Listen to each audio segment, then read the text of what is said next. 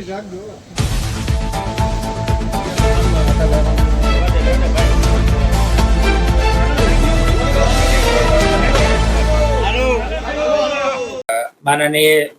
CM साहेब, माननीय deputy CM साहेब, माननीय DGP साहेबनी प्रेरणाथी અને માનનીય નાયબ પોલીસ મહાનિરીક્ષક શ્રી નિલિપ્ત રાય સાહેબ રાજકોટ રેન્જના માર્ગદર્શન હેઠળ જો આપણા વિસ્તારમાં ગુનાખોરી થઈ રહી છે અને નેસ્ત નાબૂદ કરવા માટે ગુચ્છી ટોક કાયદા મુજબ રાજકોટ ગ્રામ્ય પોલીસ દ્વારા કાર્યવાહી કરવામાં આવી છે।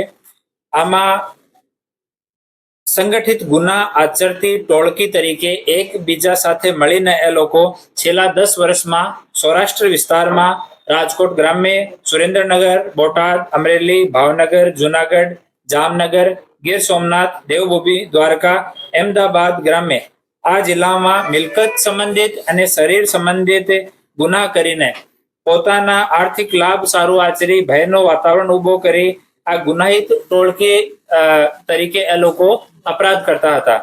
તો આ 19 આરોપી જો છે આમાં રણજીત ઉર્ફે બોડિયો એના વિરુદ્ધમાં 45 ગુના દર્જ છે।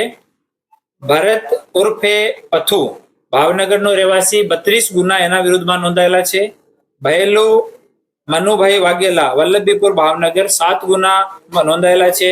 સંજય ઉર્ફે સીજે ભાવનગર 8 ગુના નોંધાયેલા છે। મુકેશ ઉર્ફે ભોપો 31 ગુના નોંધાયેલા છે। અજય ઉર્ફે બોડિયો 20 ગુના નોંધાયેલા છે। મંજી ઉર્ફે બાટલી 21 ગુના નોંધાયેલા છે। વિપુલ બચ્ચુભાઈ વણોદિયા બોટાદ 14 ગુના નોંધાયેલા છે। અશોક લાભુભાઈ સોલંકી 14 ગુના, સંજય બાવકુભાઈ 4 ગુના નોંધાયેલા છે। મંજી ઉર્ફે લાલો ભોગા ભાયાવદર 8 ગુના નોંધાયેલા છે। જગદીશ ઉર્ફે કાળિયો 6 ગુના નોંધાયેલા છે। ભરત ઉર્ફે બોડિયો પાલીતાણા ભાવનગર 18 ગુના નોંધાયેલા છે। રાજુ ઉર્ફે ભાણો ચોટીલા સુરેન્દ્રનગર 6 ગુના નોંધાયેલા છે। નરેશ જામનગર નિવાસી 8 ગુના નોંધાયેલા છે। દિનેશ ભાવનગરનો 5 ગુના નોંધાયેલા છે। અજીત ટેલો 5 ગુના, અર્જુન ભગવાનસિંહ વાઘેલા ભાવનગર 4 ગુના નોંધાયેલા છે। હીરા ઉર્ફે નાનો ગઢડા બોટાદ એમાં 4 ગુના નોંધાયેલા છે। આમાં પૂરી ટોળકી વિરુદ્ધમાં 92 જેટલા છેલ્લા 10 વર્ષમાં ગુના નોંધાયેલા છે। અને આ ટોળકી જિલ્લા વાઇઝ આપણે જોઈએ તો રાજકોટ ગ્રામ્ય જિલ્લામાં એના વિરુદ્ધમાં 14 ગુના હતા, ભાવનગરમાં 27 ગુના, અમરેલીમાં 11 ગુના, બોટાદમાં 19 ગુના, જુનાગઢમાં 3 ગુના, ગીર સોમનાથમાં 4 ગુના, સુરેન્દ્રનગરમાં 6, મોરબી 1 અને અમદાવાદ ગ્રામ્ય 1 આમ કુલ 92 ગુના આ ટોળકી વિરુદ્ધમાં આપના સૌરાષ્ટ્રના અલગ અલગ જિલ્લાઓમાં દાખલ હતા। અને મૂળ આ લોકોનો દિવસની અને રાત્રિની ઘરફોડનું કામ છે। આ ટોળકી વિરુદ્ધમાં 67 જેટલા ગુના ઘરફોડના, દિવસની ઘરફોડના અને રાત્રિની ઘરફોડના છે। આ સિવાય 13 જેટલા સાદી ચોરીના બીજા ગુના પણ આ લોકો વિરુદ્ધમાં દર્જ છે। આ સિવાય લૂંટ, બલાત્કાર, ગેંગ કેસ આદિ ગુનાઓ પણ આ ટોળકી વિરુદ્ધમાં દાખલ છે। આ ટોળકી વિરુદ્ધમાં ગુચ્છી ટોક એક્ટની કલમ 3.1 ની પેટા કલમ 2, 3.2, 3.4 અને 3.5 મુજબ ગુના દાખલ કરવામાં આવ્યો છે, જેની તપાસ અમારા ડીવાયએસપી જેતપુર શ્રી રોહિત ડોડિયા કરી રહ્યા છીએ। આ કામગીરી કરવામાં રાજકોટ ગ્રામ્ય જિલ્લાની એલસીબીની team, PI VV Odedara, PSI Chavda, PSI Goyal, PSI Bhimani અને પીએસઆઈ પીએન ભરવાડ અને એની ટીમ દ્વારા આ પૂરી કાર્યવાહી કરવામાં આવી છે। હાલ આ 19 આરોપીઓમાંથી 15 આરોપીઓને 11 આરોપીઓને હસ્તગત કરવામાં આવ્યા છે।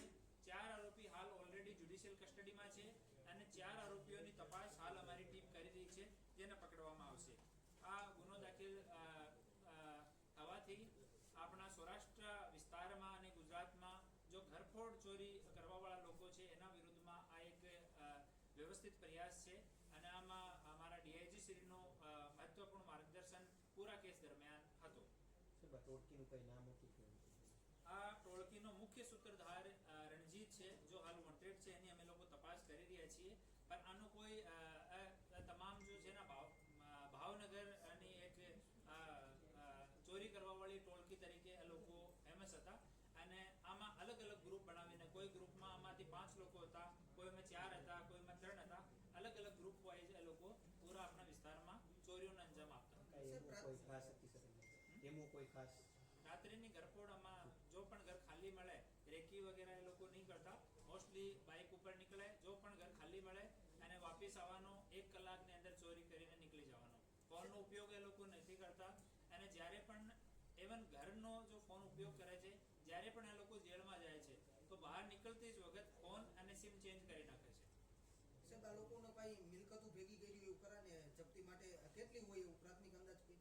આમાં મિલકત સંબંધિત તપાસ હાલ ચાલુ છે. આમાં અલગ અલગ સરકારના વિભાગોથી અમારે માહિતી લેવાની હોય તો આજ સરકારના તમામ